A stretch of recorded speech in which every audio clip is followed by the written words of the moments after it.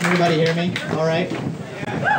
Thank you for inviting me out today. I'm personally honored to be able to come and have the privilege to speak to you guys. And I'm personally very happy to see the turnout that you guys have and that you guys put this together. And when I was reading through the mission statement of the 912 Patriots Club, I definitely was able to agree with all of the goals and objectives that were set by the mission statement, and I think that it's a great thing that you guys are out here to show support for that cause. And I'm happy to come down and share some time with you guys in that cause and sentiment.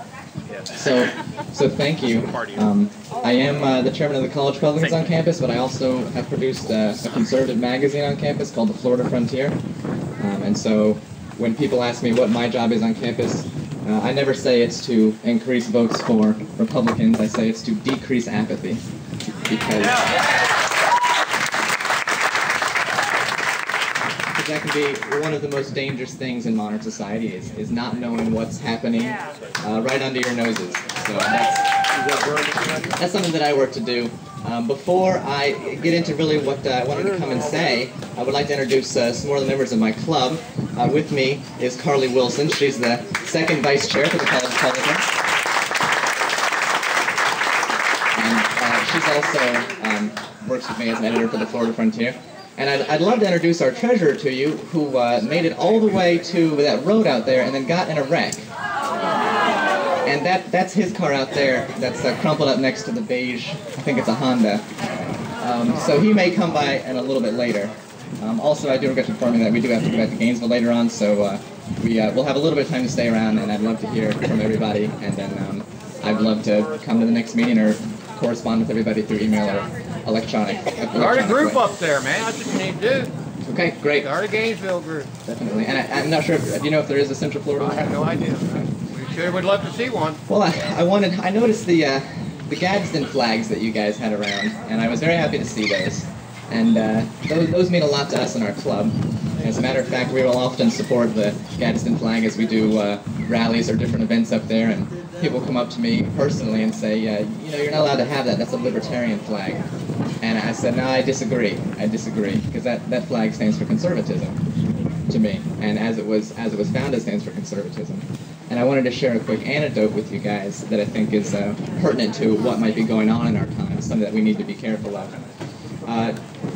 Joe Biden, Vice President of the United States, came to our campus to speak, and there was probably 2,000 to 3,000 college kids that showed up on the lawn of our student union to see him, and we decided to make a presence there.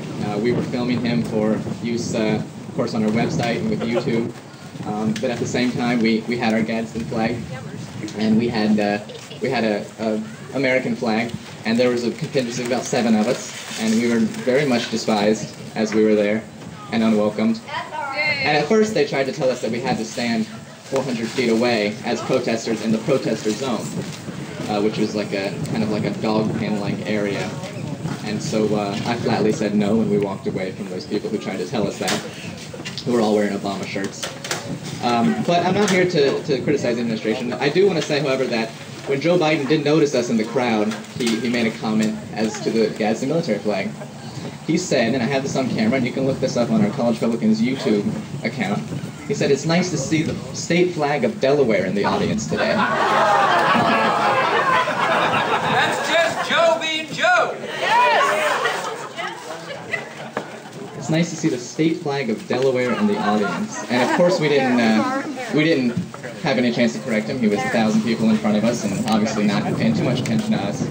But that really hit me, because I realized there and then that, one, he had no respect for what that symbol means, and two, the Gadsden military flag as it stands is an important part of the founding of this country.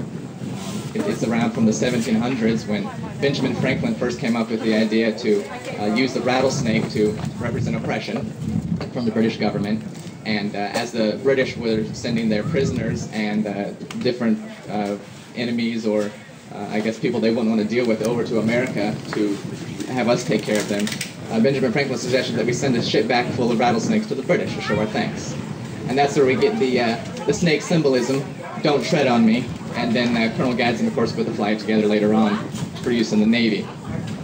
But that showed me right there that I think that there is definitely a loss of that value in this country with this administration and with a lot of people and with the craze and the delusion that comes around politics nowadays.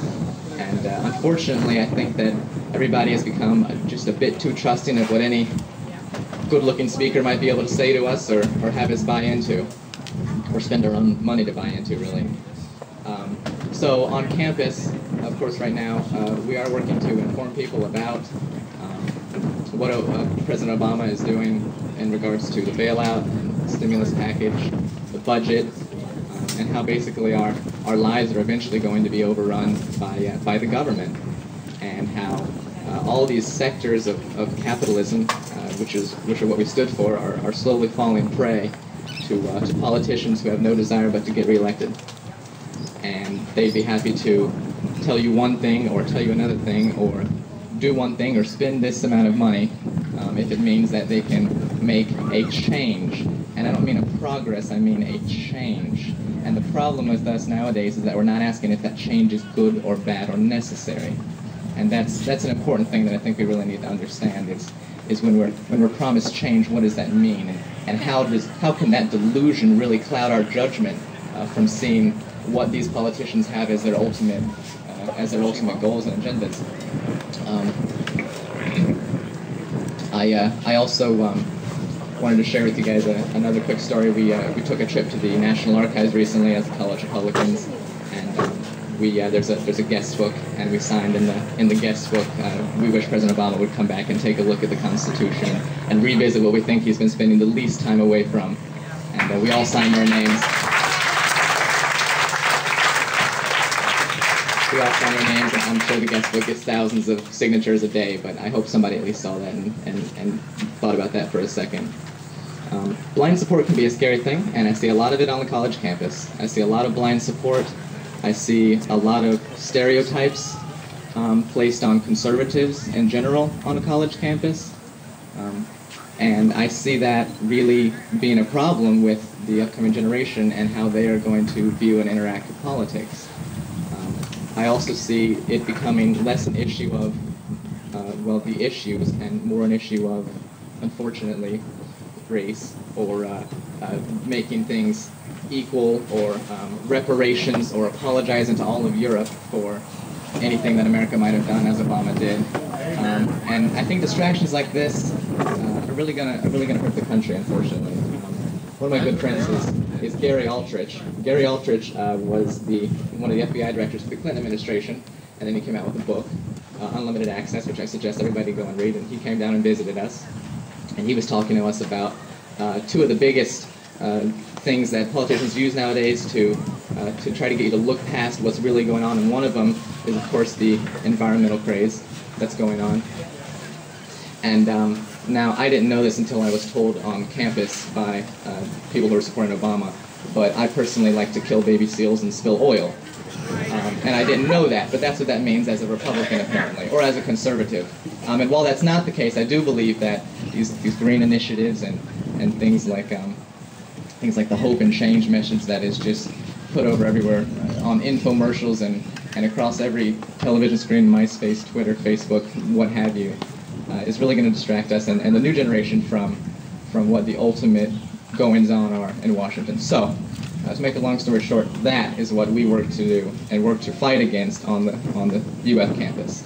And that's what we all have to fight against. That's what's so great about us coming together like this is we're taking a second to remember what this country was founded on, to remember what our real goal should be, to remember the power that the government has and the power that the government doesn't have. And that is what is ignored nowadays, is the power that the government doesn't have. I personally plan to run for office within the decade.